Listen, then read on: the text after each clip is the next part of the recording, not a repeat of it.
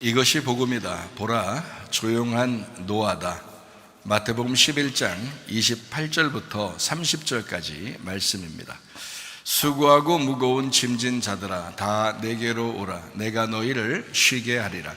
나는 마음이 온유하고 겸손하니 나의 멍에를 메고 내게 배워라. 그리하면 너희 마음이 쉼을 얻으리니 이는 내 멍에는 쉽고 내 짐은 가벼움이라 하시니라 했습니다.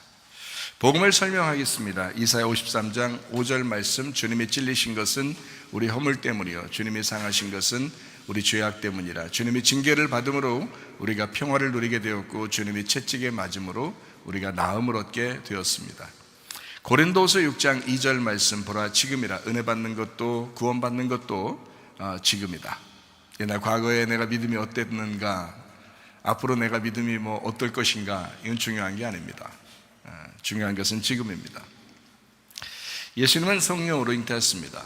6월절 어린 양 예수님이 이 땅에 우리를 구원하러 오셨는데, 침례받을 때 우리의 모든 죄가 예수님에게 넘어가고, 그리고 광야에서 세 가지 시험을, 인간과 똑같이 시험을 받았는데 근데 승리하셨습니다. 그리고 이제 3년 반 동안 아버지의 일을 충실히 하시다가 십자가 못 박혀 돌아가시면서 모든 이제 사망까지도 끝내셨습니다. 그래서 우리를 예수 믿는다 그러면 뭐라 그래요? 어떻게 된다 그래요? 예수 믿으면 어떻게 된다? 구원받는다는 거 이런 것도 있지만 예수 믿으면 어떻게 된다 그래요? 영생을 얻는다 이러죠? 영원한 생명이라 그러잖아요. 영원한 생명이다 이러잖아요. 그러니까 죽지 않는다는 얘기입니다. 죽어도 죽는 게 아니다. 이런 얘기가 되는 거죠. 예수님은 우리에게 구원자가 되시고 회복자가 되시고 치료자가 되십니다. 예수님의 이름이 임마누엘이다. 우리와 영원히 함께 하신다. 성령으로 우리와 함께 하신다는 얘기거든요. 우리 교회도 임시가 많은데 예수님의 그 성씨도 임시입니다. 임마누엘. 그래서 예수님께서 우리를 구원하시는, 그래서 우리를 이제 거듭났다, 구원받았다라는 걸 거듭났다, 다시 태어났다 이렇게 하거든요.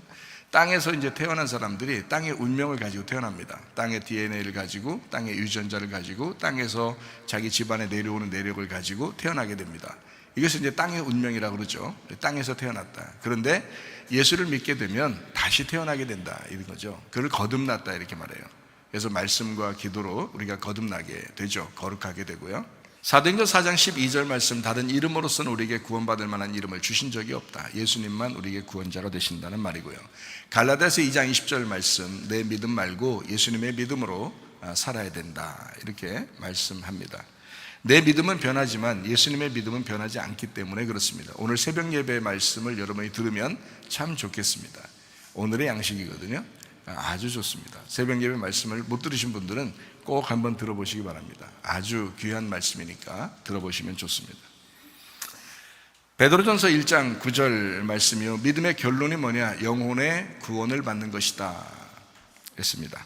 누가복음 12장 20절 말씀, 어리석은 사람은 영혼의 구원이 뭔지를 잘 생각하지 않는다. 베드로전서 2장 25절 말씀, 우리의 영혼의 목자와 감독 되신 예수님에게 우리가 돌아왔다. 그래서 우리 영혼을 다스려 주십시오. 그렇게 돌아와서 교회에서 주님 내 영혼을 다스려 주십시오 하면서 예배 드리는 사람들이 여러분과 저희입니다. 영혼의 구원을 위해서 그런 거죠. 우리의 삶이죠. 우리 삶의 구원입니다. 베드로전서 4장 10절 말씀입니다. 선한 청지기같이 너희가 서로 봉사해야 된다라고 했어요. 이것은 이제 하나님의 일을 위해서 서로 내 거 없다, 자기 거 없다, 하나님 거다 모든 게. 그래서 서로 봉사하는 것이다, 이런 의미가 되겠죠. 잠언 3장 7절 말씀입니다. 스스로 지혜롭게 여기지 마라. 여호와를 경외하며 악을 떠날지어다 라고 했습니다. 고린도전서 10장 12절 말씀, 선줄로 생각하는 자는 넘어질까 조심하라. 목사도 전도사도 권사도 장로도 집사도 선줄로 생각하면 넘어집니다. 항상 앞으로 전진해 나가셔야 해요. 그러니까 한 걸음이라도 앞으로 나아가시려고 해야지, 서 있으면 이 정도면 됐지, 내가 이 정도 믿음을 가지면 됐지, 내가 얼마나 오랫동안 교회 다녔는데 이러면서 서 있으면요 그냥 넘어져 버려요. 안 돼요. 계속 매일마다 한 걸음이라도, 아니 한 발톱만이라도 앞으로 나가셔야 됩니다. 그게 신앙생활이라고 그래요. 성경은 머리, 목, 몸, 다리로 이루어졌습니다. 머리는 하나님의 비밀인 그리스도요, 그리스도를 믿고 구원받은 사람들이 침례나 세례를 통해서 교회라고 하는 그리스도의 몸된 교회로 들어옵니다. 이것을 이제 잘 유지하기 위해서 두 다리로 움직이는 거죠. 그래서 두 다리가 튼튼해야 몸이 건강하다 그러잖아요. 그래서 다리 운동 좀 많이 하시기 바랍니다. 그러면 여러분 몸이 다 튼튼해져요. 건강해지고요. 전도와 제자 훈련입니다. 율법과 은혜죠. 율법과 복음입니다. 전도와 제자 훈련이고요. 두 다리예요. 똑같아요. 그래서 이게 선악과와 생명나무, 이게 두 개가 에덴 동산 안에 있는 것처럼 이렇게 똑같이 같이 있는 거예요. 예배와 선교입니다. 이 두 개가 같이 있는 거죠. 말씀과 기도입니다. 이렇게 두 개씩 놓은 것은 성경에서 그래야 된다라고 하는 것은 우리 자신들이 건강하게 살게 하기 위해서 하나님이 배려하신 말씀들입니다. 그러니까 이것을 잘 생각하면 아, 그렇구나. 왜냐하면 하나님 나라가 말씀의 나라니까. 요한복음 1장 1절 말씀이죠. 하나님이 말씀이다. 말씀이 하나님이다 했으니까 하나님의 나라는 말씀의 나라예요. 그러니까 이 두 개의 말씀을 가지고 우리가 건강하게 우리 삶을 살아가는 거죠. 이제 몸도 건강해지지만 영혼도 건강해져. 영혼이 건강해져야 되죠. 영혼의 건강을 위한 두 개의 다리 역할을 하는 거죠. 두 개의 말씀들, 이렇게 말씀하는 것입니다. 창세기 2장 5절의 말씀에 보면 하나님이 예배하는 자, 농사할 자를 만드셨다라고 했고요. 만들어야 되겠다 했고요. 창세기 2장 7절에 그렇게 만들고 빚어서 만들고 생기를 그 코에 불어넣었어요. 하나님의 영이죠. 하나님의 숨이죠. 하나님의 활동력이 들어왔습니다. 창세기 2장 8절 말씀, 에덴 동산을 두어서 그 땅에서 예배하도록, 농사하도록 그렇게 만드셨습니다. 마태복음 13장 19절부터 23절까지 말씀하니까 우리의 마음밭이 있어요. 길가밭이 있고 돌짝밭이 있고 가시밭이 있다, 이렇게 했습니다. 이것을 제거하면 100배, 60배, 30배라고 하는 결실을 맺게 돼. 이게 좋은 밭이라는 거죠. 여러분 마음이 좋은 밭 되는 거 있잖아요. 자꾸 갈아엎어, 예배 드리면서 갈아엎는 거요. 이게 예배예요. 마음을 자꾸 다스리라는 거죠. 그래서 마음과 가정과 교회를 다스리라. 이게 에덴 동산이다 라고 제가 여러분에게 이야기했습니다. 그러니까 다시 회복하는 거죠. 마음의 양심도 회복해야죠. 가정도 다시 회복해야죠. 교회도 다시 회복해야죠. 이렇게 회복되는 것을 에덴 동산의 회복이다, 이렇게 볼 수 있습니다. 요한복음 4장 23절 24절의 말씀, 하나님은 영이시고 예배하는 자를 찾으신다. 하나님은 영이시니까 영과 진리로 예배해야 된다라고 말씀합니다. 디모데전서 4장 5절 말씀이요, 말씀과 기도로 네가 거룩해진다라고 했습니다.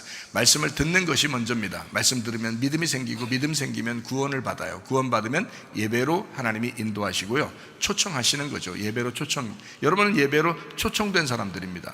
하나님이 초대한 거죠. 예배로. 예배 드리면 하나님을 알게 되고 나를 알게 돼요. 그래서 이 두 개를, 나를 알고 하나님을 알게 되면 이제 우리의 삶이 사랑의 삶이 된다. 그래서 사랑하는 삶이 된다, 이렇게 말씀하는 것입니다. 그걸 천국이라고 그러죠. 그래서 나를 사랑하게 되고 가정을 사랑하게 되고 교회를 사랑하게 된다. 이것이 나라와 민족도 사랑하고 이웃도 사랑하게 된다. 이것이 이제 천국의 삶이죠. 그게 그리스도인의 삶입니다. 진짜 성경은 좋은 걸 얘기하는 건데요, 사람들이 그거를, 그 에덴 동산을 회복하지 못하니까 자꾸 선악을 먹고 자꾸 비판하고 판단하고 잘못된 길로 나가고, 그게 이제 마귀가 자꾸 우리를 인도하는 거죠.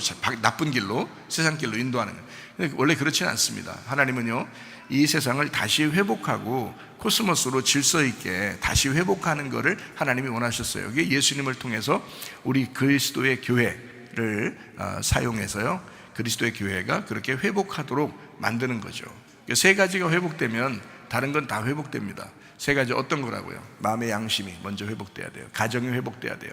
교회가 회복돼야 됩니다. 이 세 개가 회복되면요, 다른 모든 것들은 다 회복됩니다. 그게 에덴 동산이다라고 하는 것을 알면 됩니다. 요한복음 8장 32절 말씀이요, 진리를 알지니 진리가 너희를 자유롭게 하리라. 그래서 진리를 모르면 거짓에 사로잡히게 되는 거고요, 사람들에게 속게 되고요, 또 배신을 당하고 속게 되고, 이래서 자유롭지 않습니다. 진리를 알면 자유롭게 된다, 이렇게 말씀합니다. 그러니까 우리는 교회에 와가지고 뭘 들으러 온 거예요? 진리를 들으러 온 거예요. 진리를. 세상 말 들으러 온 거예요? 아니죠. 진리를 들으러 온 거예요.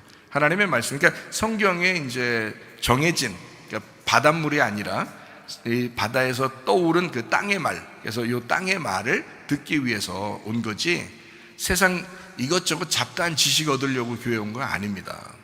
그렇죠? 영혼의 구원을 위해서, 영혼의 해답을 찾기 위해서 교회에 와서 하나님의 말씀을 듣는 거거든요. 그게 진리예요. 진리가 와야 우리가 영혼이 자유하다고요. 그래서 교회 오는 겁니다. 예배 드리는 거고요. 그래서 마음의 농사를 짓는 거거든요. 그게 예배입니다. 마태복음 11장 28절부터 30절까지 말씀입니다. 수고하고 무거운 짐진 자들아 다 내게로 와라. 내가 너희를 쉬게 하리라. 나는 마음이 온유하고 겸손하니 나의 멍에를 메고 내게 배워라. 그리하면 너희 마음이 쉼을 얻으리니 이는 내 멍에는 쉽고 내 짐은 가볍다. 그랬습니다. 성경의 그 패턴을 제가 여러분에게 좀 설명을 해드렸는데, 성경의 패턴, 그러니까 뜰, 성소, 지성소가 있고요. 1층, 2층, 3층이 되어 있고 애굽, 광야, 가나안으로 되어 있습니다.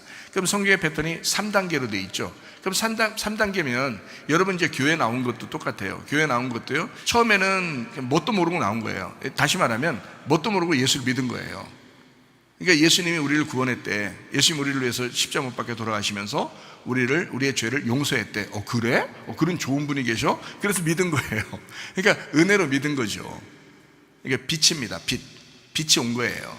그래서 빛이 왔어요. 은혜로 예수님을 믿었거든요. 근데 하나님은 우리를 어디로 인도하냐면 어둠으로 인도하는 거예요. 그러니까 하나님의 말씀, 율법의 말씀으로 우리를 인도합니다. 구원받은 사람을. 그러니까 빛으로 이제 구원받았는데 우리를 빛으로 계속 인도해야 되잖아요. 그러니까 좋은 말만 자꾸 해줘야 되잖아요. 근데 성경은 그렇지 않거든요.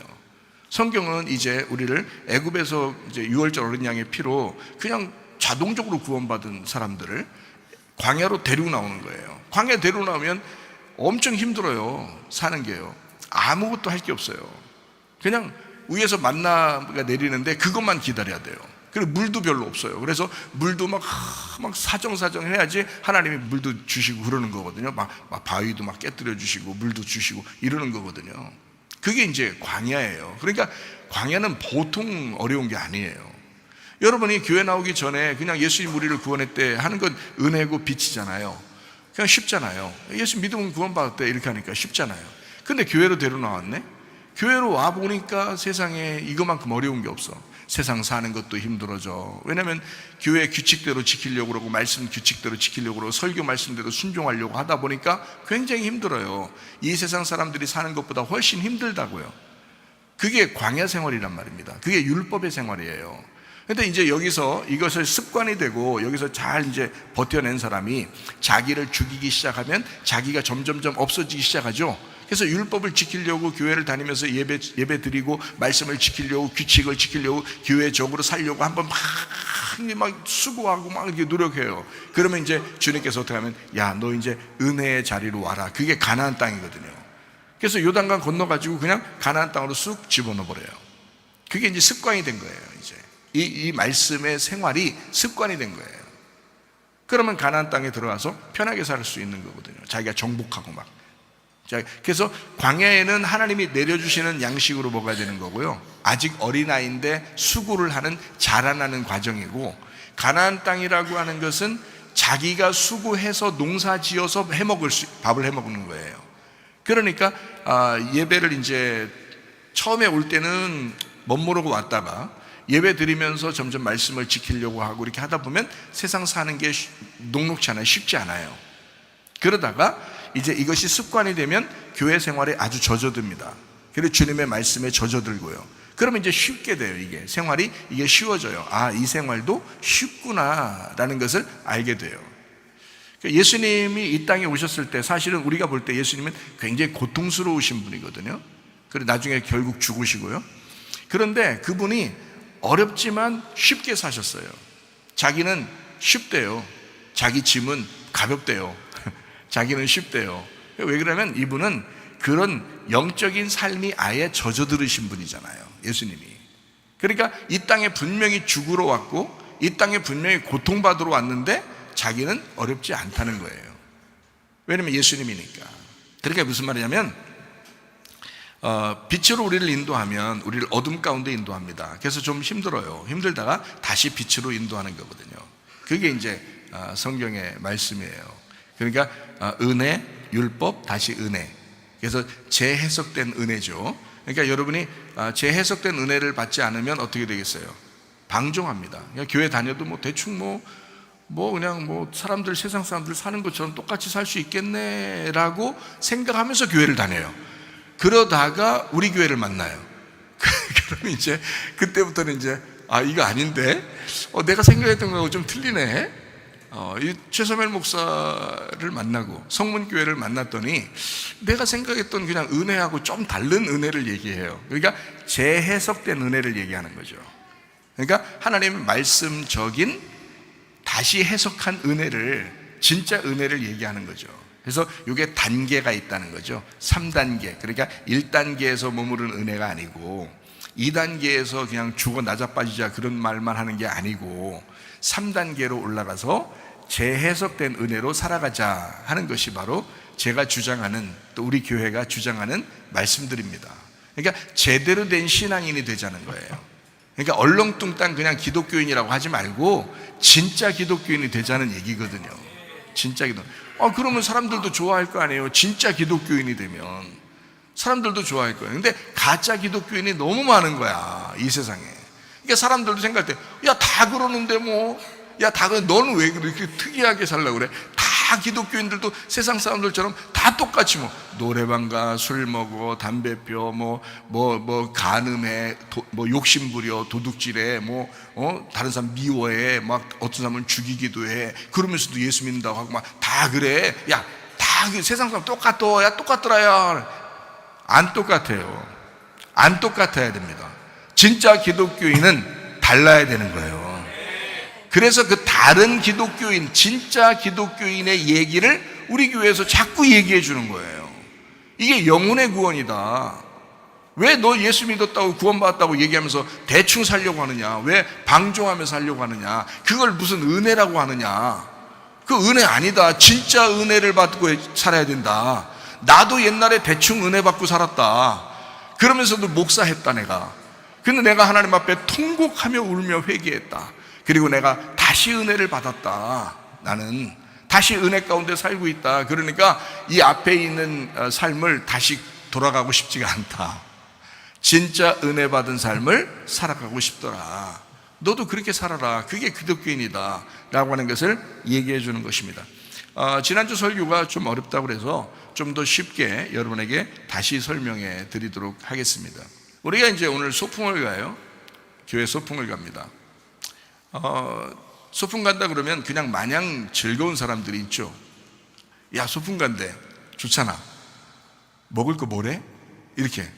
그러면서 이제 마냥 좋은 사람들이 있어요. 그게 이제 애굽의 신앙이에요. 어린아이 신앙입니다. 소풍 간대. 그냥 가는 자체가 좋은 거예요. 철 없어요. 철 없는데 그냥 그게 좋은 거예요. 그 자체가. 즐거운 거죠. 자, 여기에서 이제 한 단계 올라가면 어떻게 돼요? 율법적인 사람이 됩니다. 율법적인 사람은 좀 성장한 거예요. 야, 교회에서 소풍 간다 그랬어. 그러면 내가 할 일이 뭘까? 내가 어떻게 해줘야 될까?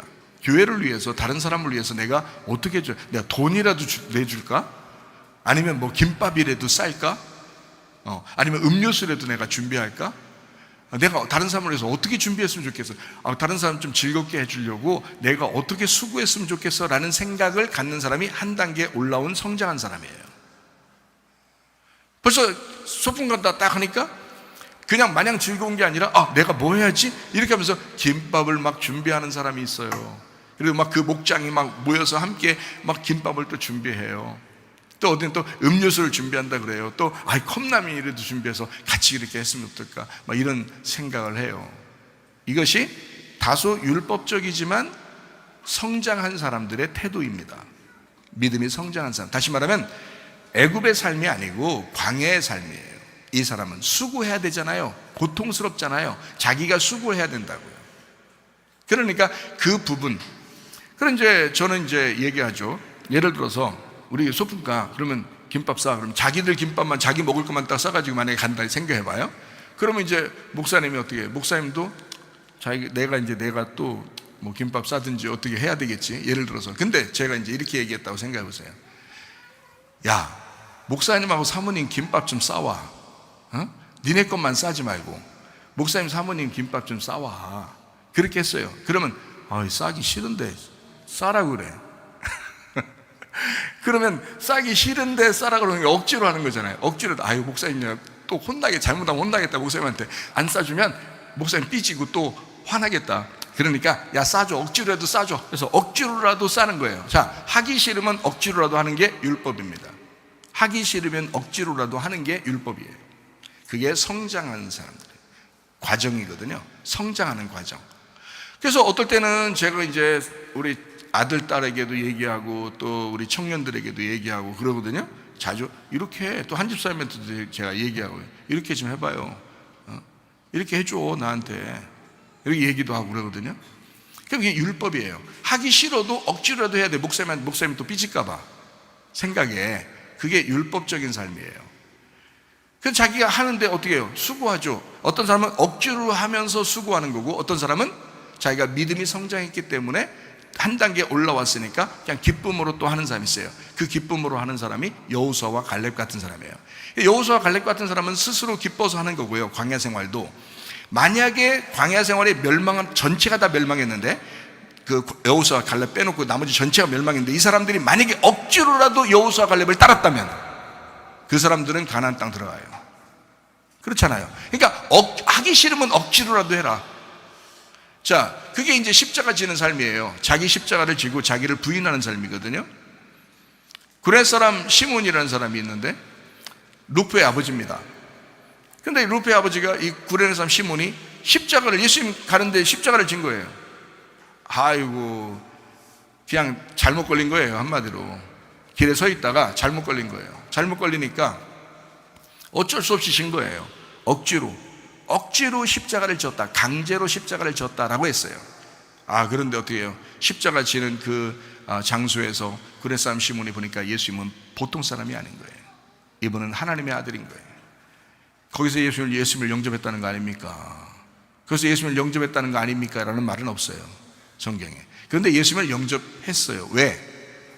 구레 사람 시몬의 아들 루포가 사도 바울의 형제가 되었습니다. 그리고 구레 사람 시몬의 아내가 사도 바울이라고 하는 엄청난 신약시대에 엄청난 한 획을 그은 사도 바울의 어머니가 되었습니다. 그래서 사도 바울은 이제 그 구레 사람 시몬의 아내를 어머니라고 불렀어요. 그리고 구레 사람 시몬의 아들을 자기 형제라고 했습니다. 뭐 형인지 동생인지 모르겠지만 그렇게 불렀어요. 이것을 로마서 16장에 나와 있는 이야기입니다. 여러분 잘 생각해 보세요. 이렇게 됐다고 하는 것은 억지로라도 주를 위해서 사는 것은 하나님이 반드시 보상하신다는 겁니다. 억지로라도, 그 율법적이지만 억지로라도 교회를 위해서, 주님을 위해서 산 것은 반드시 보상하는 하나님의 특징이 있다.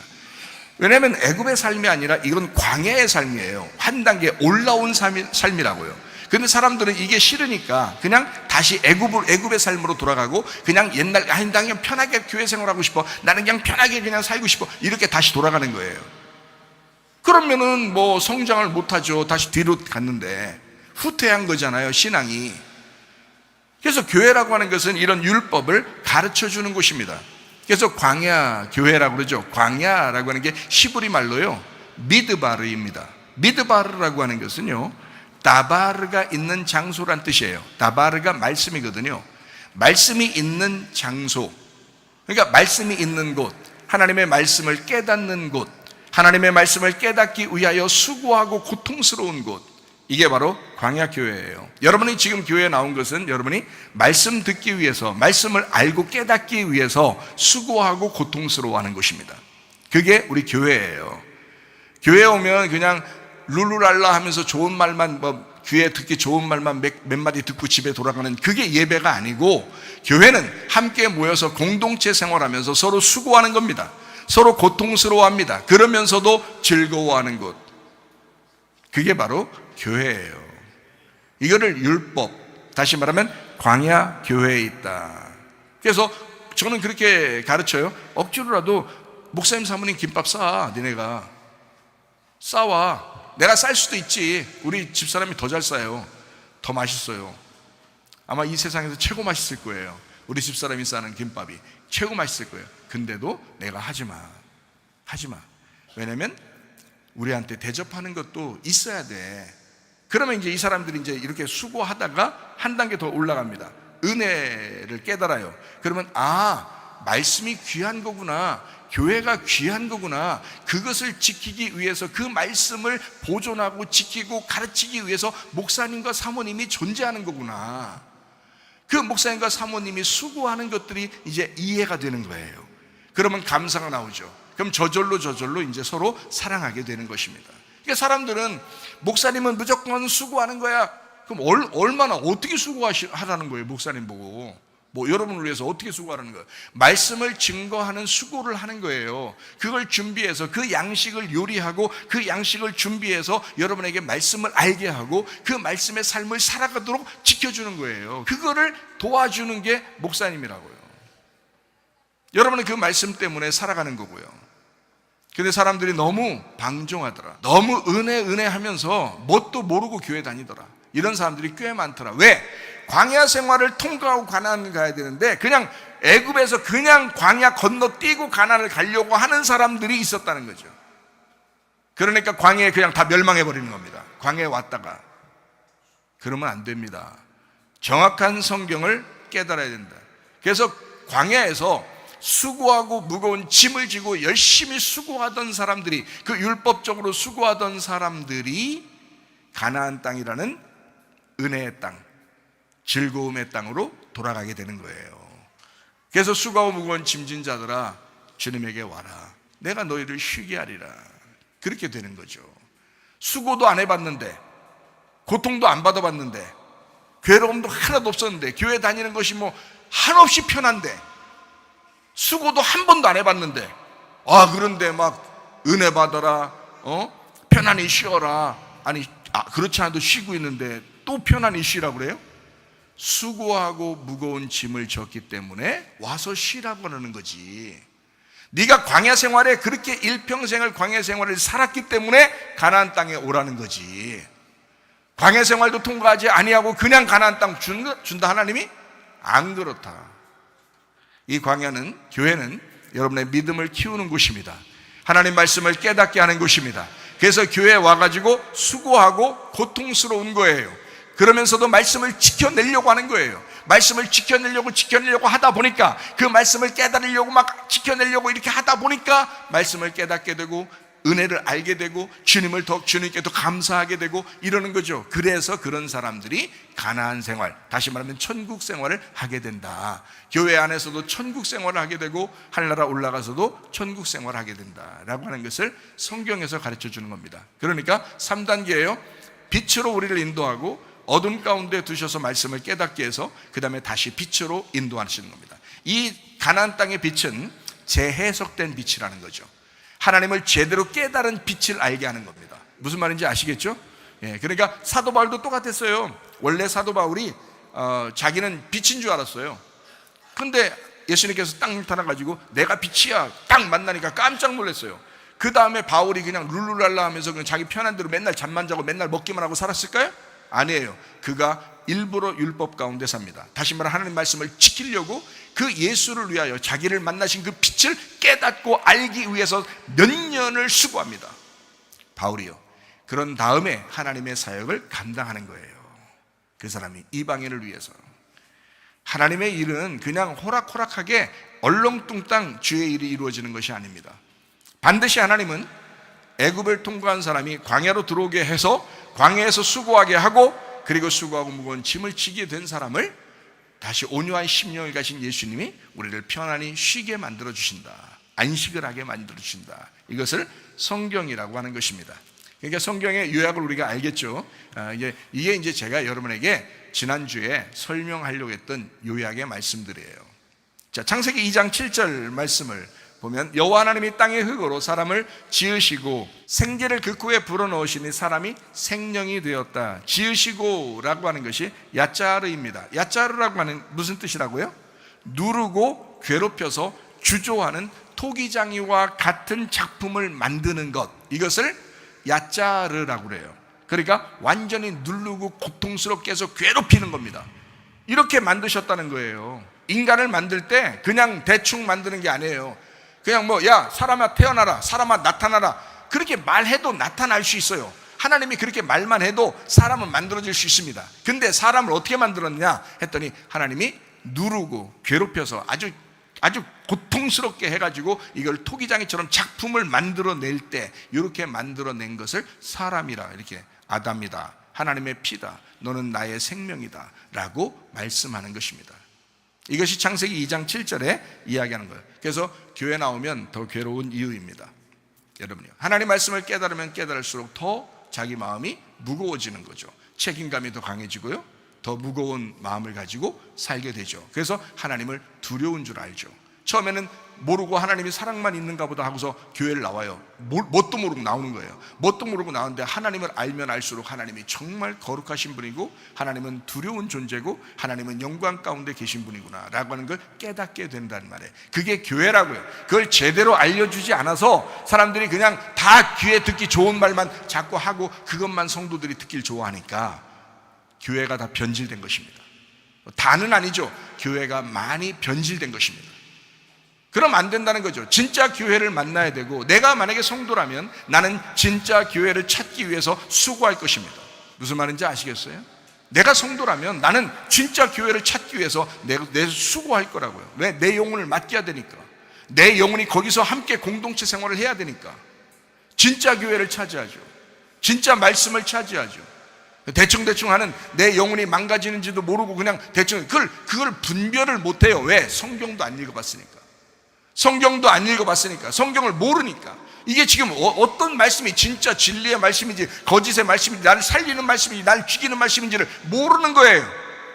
그러니까 그냥 자기가 선택, 아무 데나 선택, 내가 여기 원래 교회 다녔으니까 뭐 우리 부모님 때부터 그냥 교회 다녔으니까 그냥 다녀, 막 이런 식으로 그냥 다니다 보니까 교회가 참 힘든 거예요. 진짜 힘든 거예요. 진짜 교회를 찾아야 되고 진짜 교회가 되어야 하는데 그냥 대충 가만히 내비둬도 그냥 교회 되는 데가 있고, 열심히 해도 안 되는 데가 있고, 그래요. 그냥 되는 데는 그냥 그대로 쭉 나가. 그러면 교회는 점점 더 타락하고 점점 더 변질됩니다. 그러면 안 돼요. 진리를 찾아야 돼요. 여러분, 두 눈 부릅뜨고 하나님의 말씀이 우리 교회에서 흘러나오는지 두 눈 부릅뜨고 두 귀를 열어서 그거를 듣고 보시기를 바랍니다. 그래서 그걸 판단하시기를 바랍니다. 이 말씀들이 진짜인지 가짜인지를 여러분 분명하게 판단하셔야 돼요. 여러분, 대충 그냥 가지 마시라고요. 왜냐하면 여러분 영혼을 살리느냐 죽이느냐의 그런 말씀들이잖아요. 나 같으면 그렇게 할 거라는 말이에요. 나 같으면. 그래서 여러분도 그런 마음을 가지고 사셔야 된다. 여러분, 성경의 구원은 아무나 막 구원하는 게 아닙니다. 누가복음 19장 10절 말씀해 보니까 잃어버린 자를 찾아서 구원한다 했습니다. 잃어버린 자를 찾아서 구원한다. 그러니까 구원받으려면 반드시 잃어버린 자가 돼야 된다는 얘기죠.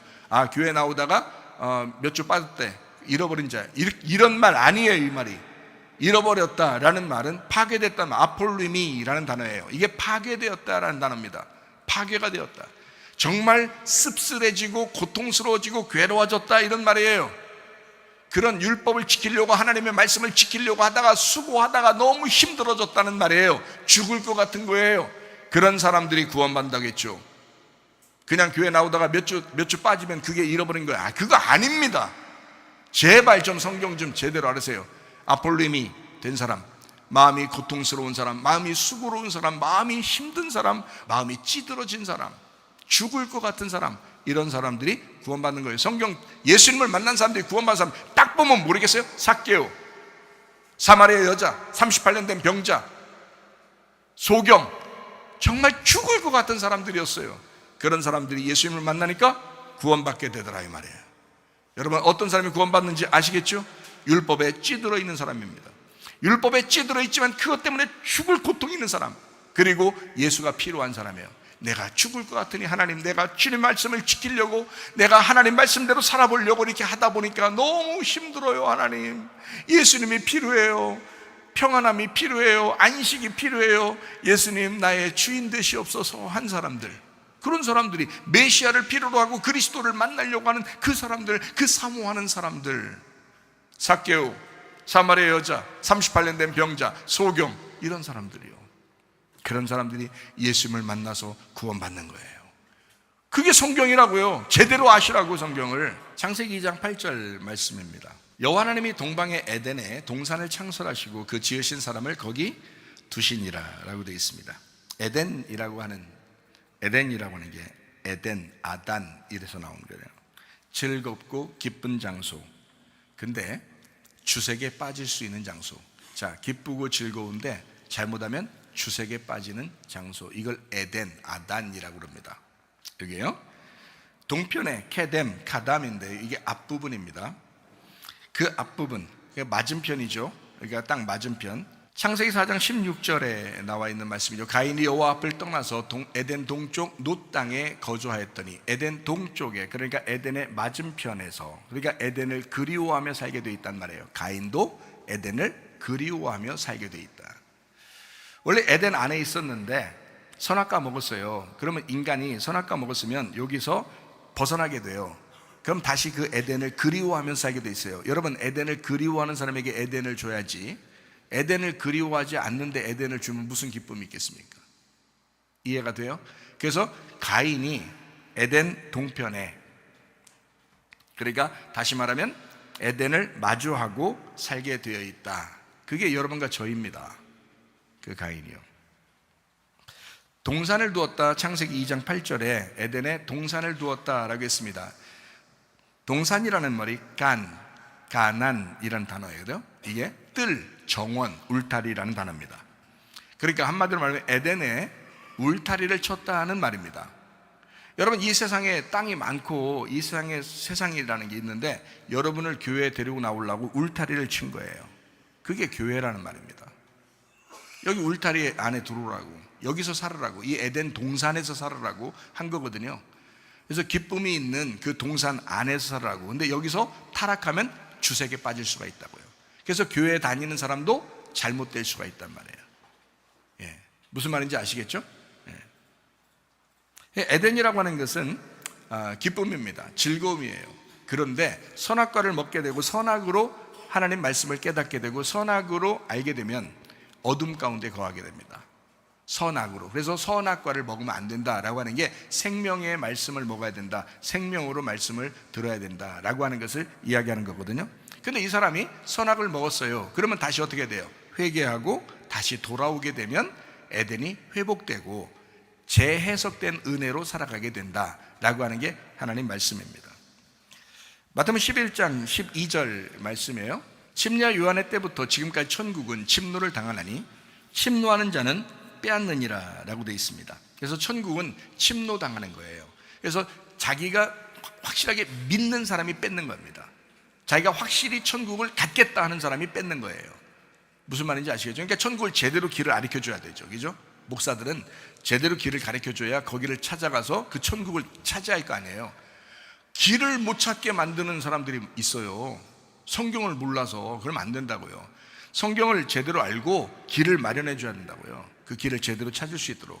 천국을 침노에 들어가야 되거든요. 그래서 자기가 차지해야 되는데 그걸 못 찾게 하는 사람이 있어요. 그 길이 뭔데요? 요한복음 14장 6절에 예수님이 길이요 진리요 생명이라 그렇게 말씀했습니다. 창세기 2장 9절 말씀이요. 여호와 하나님이 그 땅에서 보기에 아름답고 먹기에 좋은 나무가 나게 하시니 동산 가운데 생명나무와 선악을 알게 하는 나무도 있더라 라고 되어 있거든요. 거기에 동산 가운데에는 이렇게 되어 있죠. 동산 가운데. 이 가운데, 동산 중앙에 동산 가운데라는 말은 타베크라는 단어예요. 이 타베크라고 하는 단어는요, 가운데를 2등분해서 절단해가지고 함께라는 단어예요. 그러니까 원래 문이 하나인데 이 문을 가운데를 잘라가지고 문이 양쪽으로 열리도록 이렇게 만드는 거란 말이에요. 문이 하나인데 이걸 가운데 잘라가지고 이렇게 문이 열리도록 그렇게 만드는 것처럼 동산 중앙에 가운데, 동산 가운데를 딱 이렇게 동산을 가운데를 딱 잘라서 2등분을 만들어 놨다고요. 그래서 2등분이 돼서 하나인데 두 개로 볼 수 있도록 한 거예요. 성경은 하나의 땅인데 두 개로 볼 수 있도록 한 거고요. 나무도 하나인데 두 개로 볼 수 있도록 한 거예요. 선악과 나무와 생명나무로. 그러니까 이게 같은 말씀인데 이거를 선악과 나무와 생명나무로 이렇게 나누어서 볼 수 있도록 두 개로 가운데를 타베크했다, 이게 절단했다, 이렇게 말씀하는 것입니다. 모든 나무를 먹게 하는데 모든 나무를 다 먹게 하는데 선악과와 생명나무를 있게 했다라는 말이거든요. 이 모든이라는 단어가요, 남성 단수입니다. 다시 말하면 여호와 하나님이 그 땅에서 보기에 아름답고 먹기에 좋은 나무가 나게 하셨다, 많이 나무가 막 있게 했다는 그런 의미처럼 보이잖아요. 그런데 이게 남성 단수예요. 남성 단수. 그 말은 한 나무란 얘기예요. 한 나무.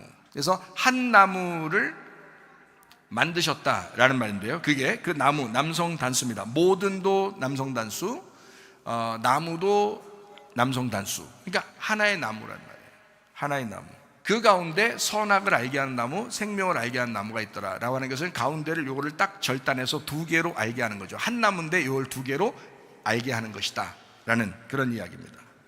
이건 히브리어를 좀 알아야 요걸 좀 구분할 수 있겠죠. 그러니까 제가 설명을 해드린 거예요. 저도 여러분에게 요걸 잘 스터디해서 여러분에게 잘 설명을 해주려고 하는 겁니다. 창세기 1장 26절 말씀이요, 하나님이 이르시되 우리의 형상을 따라 우리의 모양대로 우리가 사람을 만들고 그들로 바다의 물고기와 하늘의 새와 가축과 온 땅과 땅에 기는 모든 것을 다스리게 하자 이랬습니다. 그러니까 사람을 만들었다라고 했습니다. 여기에 만들었다, 창조했다라고 하는 것은요, 바라입니다. 없는 것을 있게 만들었다라는 그런 단어예요. 근데 이제 하나님이 창세기 2장에는 아담을 만들었다 이렇게 말하잖아요. 여기 창세기 1장 26절에 나오는 한 남자와 한 여자를 만들었다라고 창세기 1장 26절에 나와 있고, 창세기 2장에는 이제 아담 하나를 만들었다라고 나오거든요.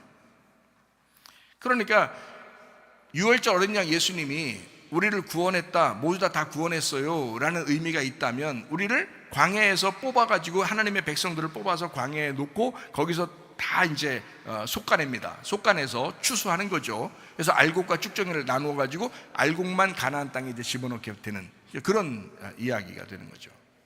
그러니까 창세기 2장에 만드는 아담은 그냥 막 말해서 만든 게 아니에요.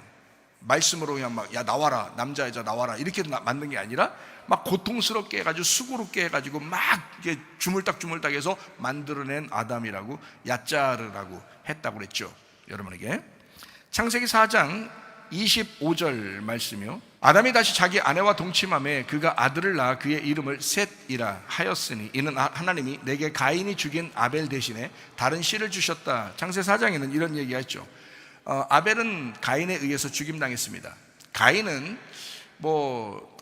이렇게 여러분이 생각할 때 가인 나쁜 놈, 아벨 좋은 분 이렇게 생각할지 모르겠지만 그렇지 않아요. 가인과 아벨은 사실은 두 사람이잖아요. 두 사람은 하나예요, 하나.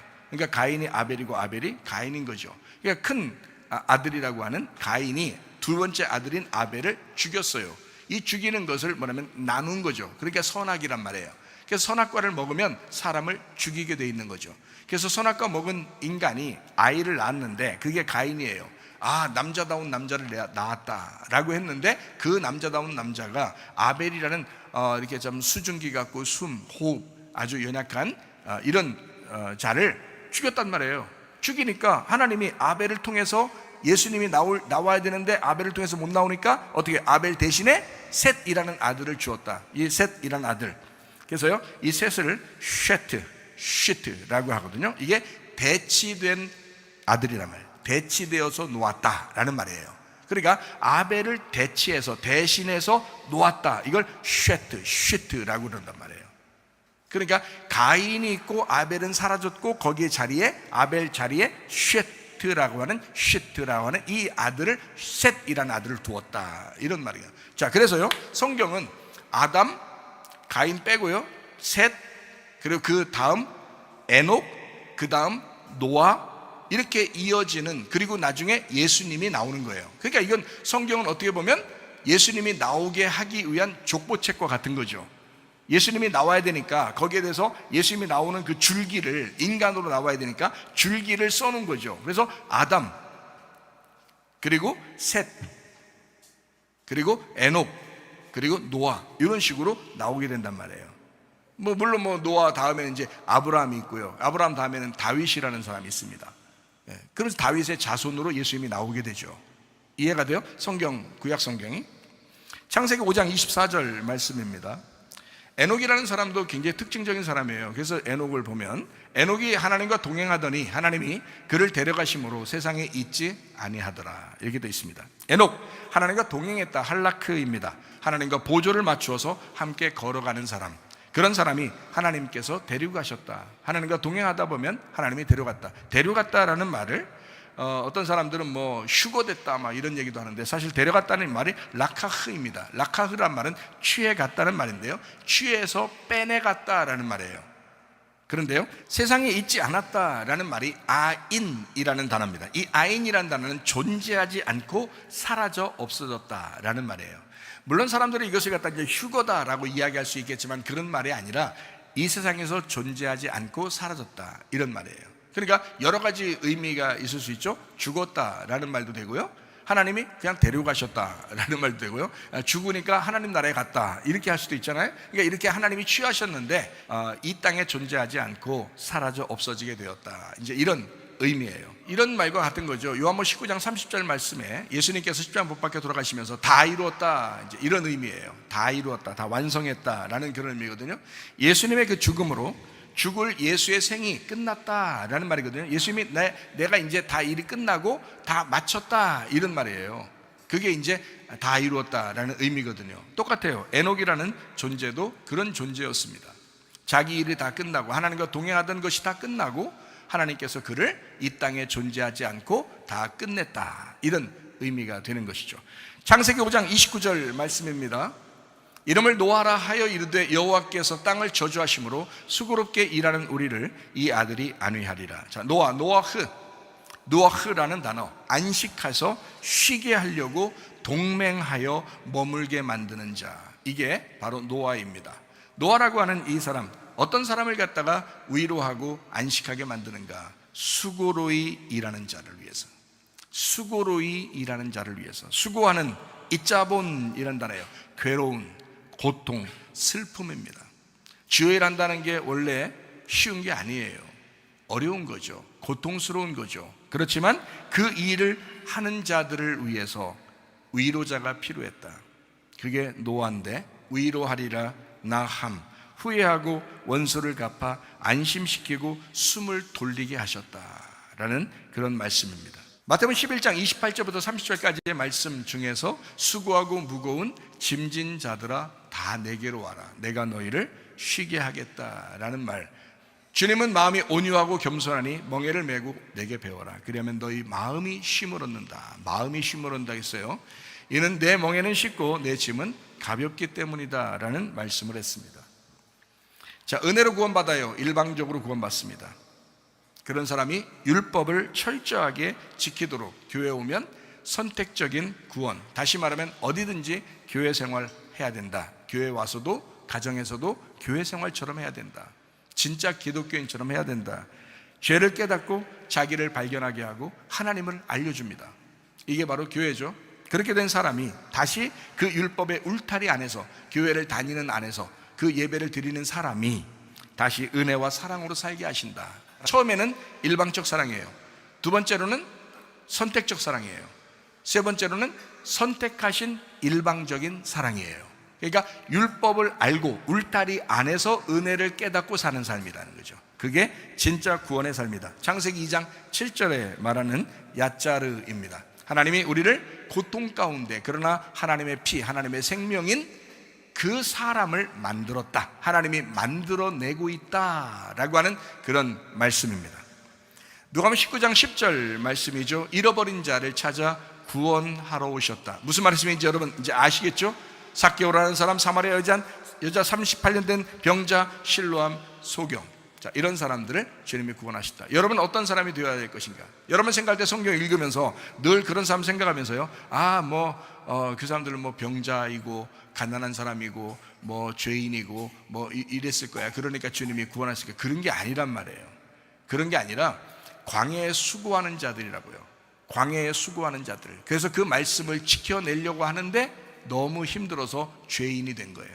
율법은 맞닥뜨리면 맞닥뜨릴수록 자기가 죄인이 되는 것입니다. 이게 갈라디아서에 자세하게 설명되어 있으니까 여러분이 집에 가서 갈라디아서를 잘 설명을 읽어보면 갈라디아서를 통해서 여러분이 알게 됩니다. 죄는 율법을 통해서 깨닫게 되어 있습니다. 죄를 깨닫는, 말씀을 점점 알면 알수록, 율법을 알면 알수록 자기가 죄인 되는 거예요. 그러니까 소경되는 거고요. 그러니까 나병 환자 되는 거고, 그러니까 38년 된 병자가 되는 거고, 그러니까 사마리아 여자가 되는 겁니다. 그러니까 삭개오 같이 고통받는 겁니다. 자기 스스로를 고통스럽게 하고 수고로이 일하는 사람들을 하나님께서 은혜를 베풀어 안식하게 만드는 게 성경이기 때문에 그렇습니다. 자, 마태복음 11장 29절 말씀입니다. 여기에 나는 마음이 온유하고 겸손하니 나의 멍에를 메고 내게 배워라. 그리하면 너희 마음이 쉼을 얻는다 했어요. 온유라고 하는 게 뭐냐면 프라우스라는 단어입니다. 온화하고 겸손한, 이게 프라우스에서 왔어요. 온유하고 겸손한, 같은 겁니다. 자, 온유하고 겸손한 어떤 사람이? 주님이요, 예수님이 그런 분이래요. 근데 이렇게 온유한 사람이, 겸손한 사람이 또 있어요, 성경에. 그게 노아입니다. 그리고 그게 야곱이라는 사람입니다. 창세기 6장 9절 말씀이요.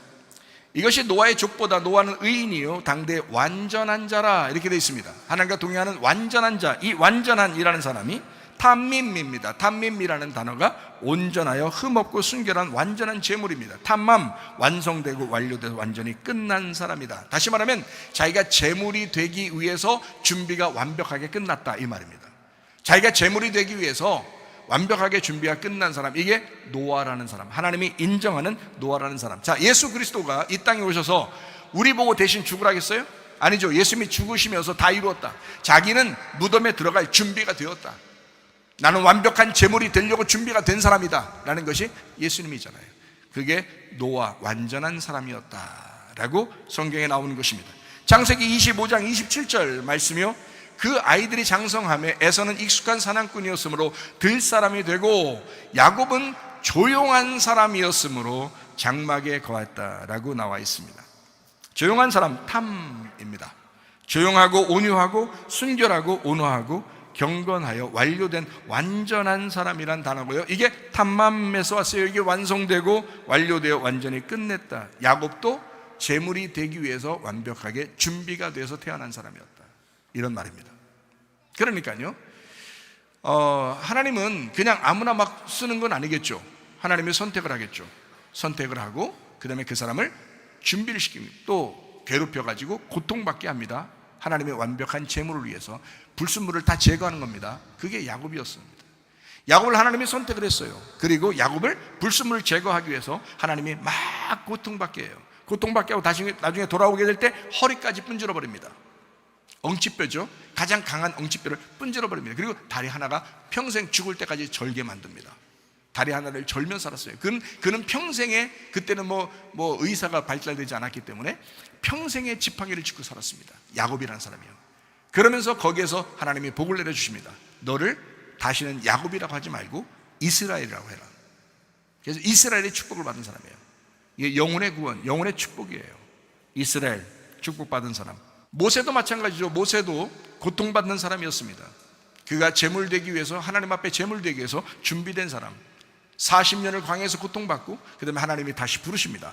그리고 애굽에 보내서 자기 백성들을 끌고 나오라고 합니다. 하나님의 준비된 사람, 그는 온유한 사람이었다라고 되어 있습니다. 민수기 12장 3절 말씀에 그 온유한 사람, 아나부, 가난하고 고통받고 억압된 환경에서 비천하고 온순하여 자책하고 고통스러워하는 사람이었다, 이런 사람입니다. 이게 모세라고 하는 사람이었습니다. 자, 여러분, 자, 예수님이 그랬죠. 그리고 노아가 그렇죠. 야곱이 그렇죠. 그리고 모세 그렇죠. 다 고통받는 사람이었습니다. 특징은요, 다 고통받는 가운데 하나님이 부르셔서 주의 일을 감당하게 만든 사람들이었다. 저도 엄청 고통 많이 받았습니다. 그리고 다시 회복돼서 주님을 만났을 때는 이제 예전엔 제가 아니었어요. 야, 완전 다르구나. 이게 다른 인생이라는 게 있구나 라고 하는 것을 저는 깨달았어요. 자, 성경 이제 정리합니다. 마태복음 11장 29절. 자, 예수님은 온유하고 겸손하다라고 되어 있습니다. 창세기 6장 9절. 탐밈, 온전하게 제물로, 완전한 제물로 준비된 사람. 창세기 25장 27절. 조용한 사람, 조용하고 완전하게 준비된, 완료된 사람. 자, 여러분, 이제 한마디 하고 마칠게요. 마태복음 11장 29절 말씀입니다. 예수님이 마음이 온유하고 겸손하셨다. 다른 말로 말하면 조용하셨다. 완전히 준비되었다. 완전히 제물로서 준비되었다라는 말이에요. 그게 예수님의 온유와 겸손이었습니다.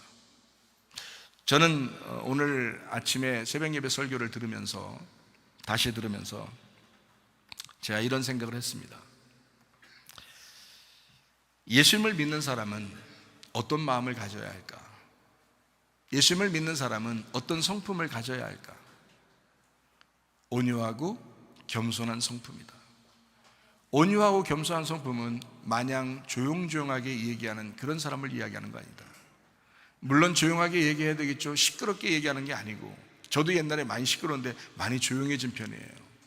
아니, 설교를 그렇다는 얘기가 아니에요. 설교는 정말 답답해서 얘기하는 거고요. 예전에는 그렇게 시끌벅적한 사람이었는데 제가 지금은 조용한 사람이, 나름대로 조용한 사람이 되었다. 이제 그런 것도 되죠. 그런데 예수님의 성품이 어떤가요? 여러분 잘 생각해 봐요. 예수님의 성품은 받는 자가 아니라 주는 자였습니다. 잘 생각해 보세요, 여러분.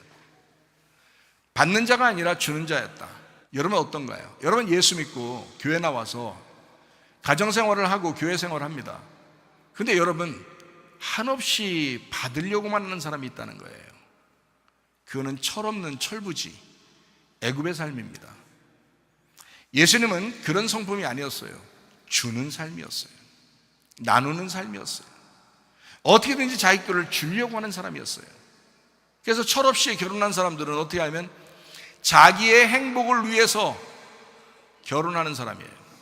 자기의 행복을 위해서 결혼하는 사람.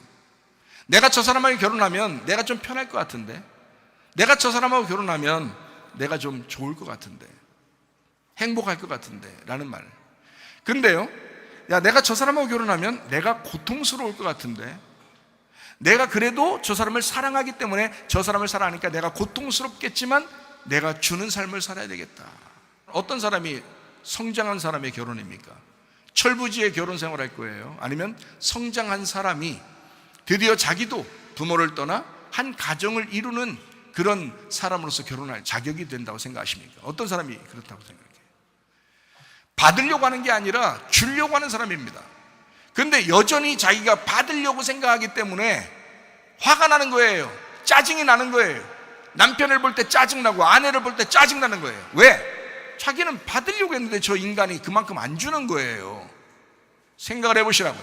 네가 그러려고 결혼했으니까 너는 바알 숭배자라는 거죠. 예수를 진짜 믿는 사람은요, 바알 숭배하려고 하는 것이 아닙니다. 바알 숭배라는 것은 바알이시여 바알이시여 내게 좀 풍요로움을 주십시오. 내게 좀 잘되게 해주십시오. 내 농사도 잘되게 해주십시오. 내 좀 재산 좀 늘어나게 해주십시오. 나 좀 성공하게 해주십시오. 우리 자녀도 잘되게 해주십시오. 이게 바알 숭배지 뭐예요 그게. 진짜 예수가 우리 속에 들어온 사람은요, 예수님이라는 그분의 성품이 들어올 거 아닙니까? 예수님의 성품은 자기가 자기 생명을 주려고 했잖아요. 자기가 자기 걸 내놓으려고 했잖아요. 그러면 내가 예수를 믿는다는 것도 마찬가지예요. 예수님, 내가 예수를 믿어보니 예수의 성품이 들어왔습니다. 그러니 예수님에게 내가 뭘 드릴까요? 내가 예수 당신을 위해서, 내가 교회를 위해서 내가 뭘 했으면 좋겠습니까? 이게 예수의 성품이 들어온 사람이죠. 예수가 들어온 사람은 바로 그렇단 말입니다. 근데 그렇지 않으니까 가정도 개판이고 교회도 개판이고 변질되고 타락하고 말씀도 변질되고 그런 사람들이 살아간단 말이에요. 안 된다고요.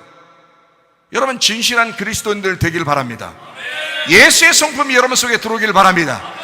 사랑을 받는 것 좋죠. 그러나 사랑하려고 하는 사람이 돼야죠. 받는 것 좋죠. 그러나 내가 주는 사람이 돼야죠. 그러려고 결혼하는 거고 그러려고 교회 생활하는 것입니다. 교회 생활은 그냥 얼렁뚱땅 그냥 어영부영 대충대충 그냥 자기 자신이 그냥 니나노 하면서 다니는 교회 생활이 아닙니다. 교회 생활은 하나님의 말씀을 규칙을 지키려고 상대방을 위해서 내가 무엇을, 그리스도가 내 속에 들어왔으니 내가 그리스도의 성품을 가지고 상대방을 위해서 어떻게 살아갈까라고 하는 것을 진짜 하기 싫으면 억지로라도 그 규칙을 지키려고, 그 율법을 지키려고, 그 말씀을 지켜보려고 하는 그 수고로움, 그 고통이 있는 그런 사람들이 다니는 곳이라고요. 여러분의 가정이 그런 곳입니다. 여러분 교회가 그런 곳입니다. 여기서 수고하는 자들에게 우리 주님은 말씀합니다.